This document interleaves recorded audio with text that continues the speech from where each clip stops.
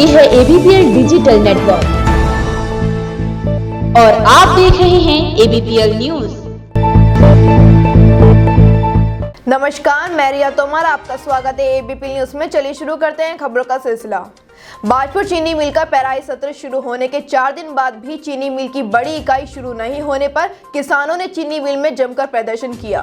साथ ही गुस्साए किसानों ने चीनी मिल के GM का घेराव किया और चीफ इंजीनियर के साथ धक्का मुक्की की। वहीं किसानों ने 26 नवंबर तक चीनी मिल सुचारू नहीं होने पर 27 नवंबर को आंदोलन की चेतावनी दी है। क्या है ये हमारा जो चीफ इंजीनियर है, बिल्कुल झूठा आदमी है ये, और इन्होंने फैक्ट्री लूट के खा ली। इन लोगों ने एक लूट के तो चला गया वहाँ जसपुर में, वहाँ तो उसने पिटाई खा ली है। और ये भी लड़के पिटाई लगे थे करने, मैंने बचा दिया। मैंने कहा नहीं यार छोड़ो, अरे क्या करना है। मैंने इसको जितनी दफ़ा फ़ोन करा, मैंने परसों फ़ोन करा, कह रहा फैक्ट्री हमारी ओके है, गन्ना नहीं है यहाँ इसलिए नहीं चला रहे।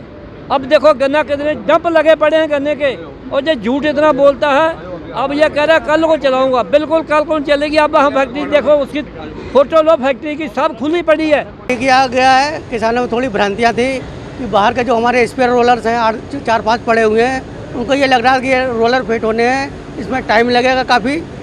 ऐसा नहीं है, केवल हमारा एक रोलर रह गया है, वो फिट हो जाएगा 24 घंटे के अंदर।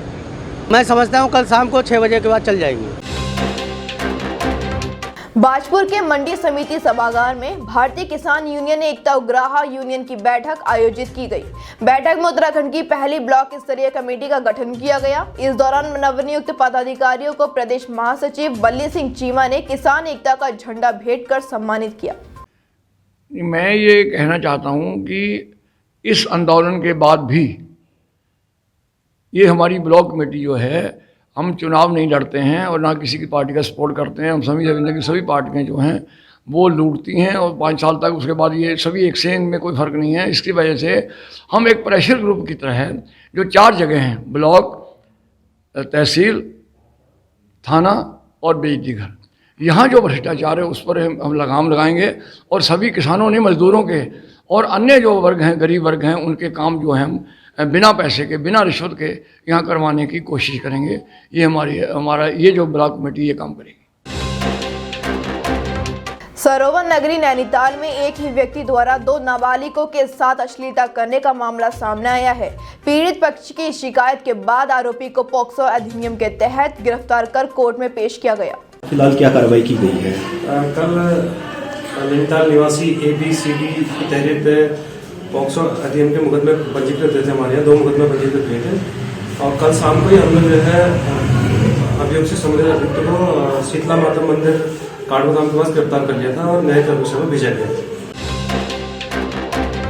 साल 1980 में गन्ना मूल्य बढ़ाने की मांग को लेकर किसानों ने गन्ना आंदोलन किया था, जिसमें जसपुर के 2 किसान शहीद हुए थे।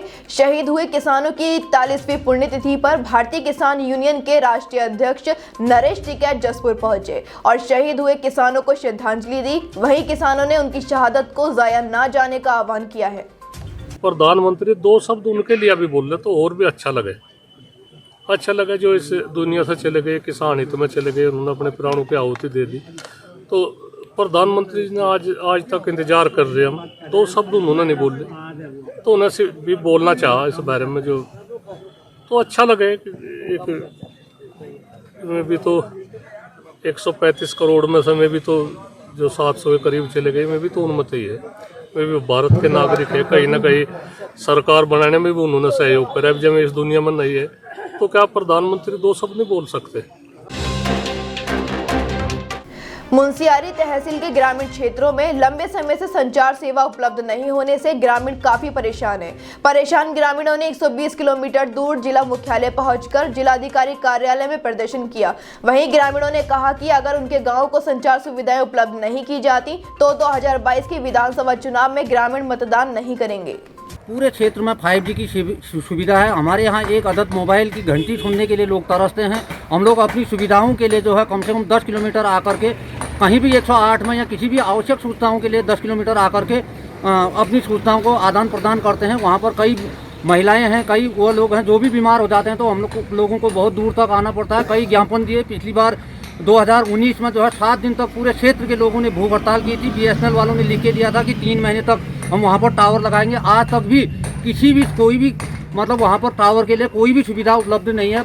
हमारी रीसेंट बातचीत हुई है, उसमें 28 गाँवों में नेटवर्क कनेक्टिविटी के लिए एक कंपनी को जो भी हमारी तरफ से मदद दी जानी है, असिस्टेंस दी जानी है, और जल्दी मुझे लगता है कि वहाँ पे कनेक्शन इंस्टॉल हो जाएंगे और वहाँ पे हमें नेटवर्क कनेक्टिविटी मिलेगी। लेकिन कुछ एरिया जो शेडो एरिया में आ रहे हैं, जहाँ पर अभी भी नेटवर्क के इश्यूज़ हैं, उनको लेकर एक रिक्वेस्ट लेटर मेरी तरफ से टेलीकम्युनिकेशन डिपार्टमेंट को भेजा जाएगा और मैं उम्मीद करता हूँ कि जल्दी वहाँ पर नेटवर्क कनेक्टिविटी इम्प्रूव होगी। काफी समय से वंचित राज्य आंदोलनकारियों ने पुनः चिन्हीकरण की प्रक्रिया को लेकर कैंडल मार्च निकाला।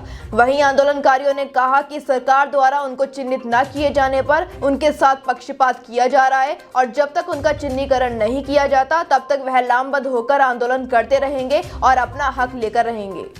एकता जिंदाबाद जिंदाबाद, वंचित राज्य आंदोलनकारी एकता जिंदाबाद जिंदाबाद, आज करो अभी करो, आज करो अभी करो, वंचित राज्य आंदोलनकारी एकता जिंदाबाद जिंदाबाद, वंचित राज्य आंदोलनकारी एकता जिंदाबाद। हल्द्वानी में निःशुल्क बहुउद्देशीय शिविर का आयोजन किया गया। इस कैंप में 300 लोगों ने रजिस्ट्रेशन कराया, जिसमें आंखों की, खून की, शुगर की और अन्य रोगों की दवाइयां निःशुल्क वितरित की गईं, जिसमें लोगों ने बढ़ चढ़कर हिस्सा लिया। लोगों ने यहाँ आज लाभ उठाया इस कैंप का। बहुत अच्छा प्रबंध था ये स्वास्थ्य विभाग का, जिसमें सारी दवाइयाँ मुफ्त दी गई हैं और कुछ लोगों के आँखों के ऑपरेशन बुक किए गए हैं। जिन लोगों को चश्मे की आवश्यकता है उनके चश्मे भी मुफ्त दिए जाएंगे। और हमने यहाँ, क्योंकि हमारे वार्ड में ये लगा है, तो जितना हमसे सहयोग हो सकता है हमने सहयोग किया है, क्योंकि ये जनता के लिए लगाया गया है। जनता को लाभ पहुँचाने के लिए हमने यहाँ प्रचार प्रसार किया, लोगों को बुलाया, लोगों ने फ़ायदा उठाया। बहुत अच्छा मतलब ये आयोजन है स्वास्थ्य विभाग का, हम इसकी तारीफ़ करते हैं, क्योंकि ये इससे क्या हुआ कि कम से कम 300 लोगों ने यहाँ लाभ उठाया। फ्री दवाई वितरण की गई है, फ्री चश्मे दिए जाएंगे और कई अच्छे विशेषज्ञ यहाँ आए थे। बाल रोग विशेषज्ञ, त्वचा विशेषज्ञ, गायनी विभाग से डॉक्टर आए थे, जनरल फिजिशियन आए थे। उसके अलावा आँखों का बहुत अच्छी जाँच यहाँ की गई है। तो सब कुछ मिला के बहुत अच्छा रहा और काफ़ी लोगों ने यहाँ लाभ उठाया। अभी कैंप चल रहा है, अभी और भी लोग आएंगे। हमारा एक जो हल्द्वानी शहर है, इसमें हल्द्वानी शहर में हमारे 4 शहरी प्राथमिक स्वास्थ्य केंद्र चल रहे हैं। उसमें से एक शहरी प्राथमिक स्वास्थ्य केंद्र हमारा बनबुलपुरा है, जिसमें हमारे पास हर माह एक आउटरीच कैंप लगाने का, मतलब जो मल्टी स्पेशलिटी डॉक्टर्स हैं उनको कैंप लगाने का प्रावधान है। तो उसके अंतर्गत में ये कैंप आयोजित किया जा रहा है। पूर्व में ये कैंप हम लोग फील्ड में आयोजित करते आए हैं, परंतु वरन में कुछ बीच में कुछ प्रॉब्लम्स आ गई थी, इस वजह से ये केंद्र में हमने इसको करने की कोशिश की है। सरोवर नगरी नैनीताल में भाजपा कार्यकर्ताओं द्वारा घर घर चलो अभियान के तहत पोस्टर व झंडों का वितरण किया गया। इस मौके पर भाजपा के लोगों ने अभी तक भाजपा सरकार द्वारा जनता के हितों में किए कार्यों को विस्तार से समझाया। आज हर घर भाजपा और हर घर भाजपा के अभियान के तहत रुकुट और धूपवाली कोठी के जनसंपर्क अभियान में हैं और इस अभियान के तहत हम जो है इस अभियान के तहत हम मोदी जी की जो कल्याणकारी योजना है केंद्र की, वो राज्य सरकार की, धामी सरकार की जो कल्याणकारी योजना है, उन योजनाओं के तहत हम आज विस्तार से जो है सबको बता रहे हैं। और कई हमारी सरकार ने, धामी जी ने भी कई योजनाएं जो हैं अपने प्रदेश में चलाई हैं और ख़ासकर महिलाओं के लिए, जो महिला जो थी, पति की जो संपत्ति थी, पति की जो पैतृक संपत्ति है, उस संपत्ति में सह खातेदार के रूप में महिलाओं की भागीदारी भी उन्होंने अपने अभियान के तहत बनाई है। बाजपुर में कांग्रेस पार्टी द्वारा मेरा बूथ मेरा गौरव कार्यक्रम के तहत प्रशिक्षण शिविर आयोजित किया गया। इस दौरान अरुण सर्राफ और इंदु मान ने कांग्रेस पार्टी के कार्यकर्ताओं को प्रशिक्षण दिया। वहीं उन्होंने बूथ स्तर पर किए जाने वाले कार्यों से कार्यकर्ताओं को अवगत कराया। कि आज बाजपुर विधानसभा में प्रशिक्षण कार्यशाला चल रही है। इस कार्यशाला का उद्देश्य है कि बूथ के कार्यकर्ताओं को मजबूत किया जाए। मेरा बूथ मेरा गौरव ये कार्यक्रम पूरे प्रदेश में चल रहा है। पूरी 70 विधानसभाओं में हमारा उद्देश्य है कि 24,000 कम से कम, क्योंकि यहाँ 11,000 से ऊपर बूथ हैं, तो 25,000 बूथ कार्यकर्ताओं को हम मजबूत करें, ताकि आने वाले समय में 2022 में वह बूथ पर कांग्रेस को जिताकर कांग्रेस की सत्ता को सरकार में ला पाएँ।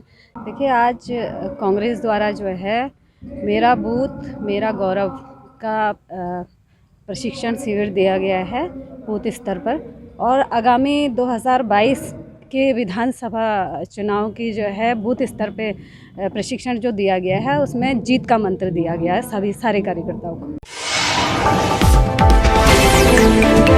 ये है ABPL डिजिटल नेटवर्क और आप देख रहे हैं ABPL न्यूज।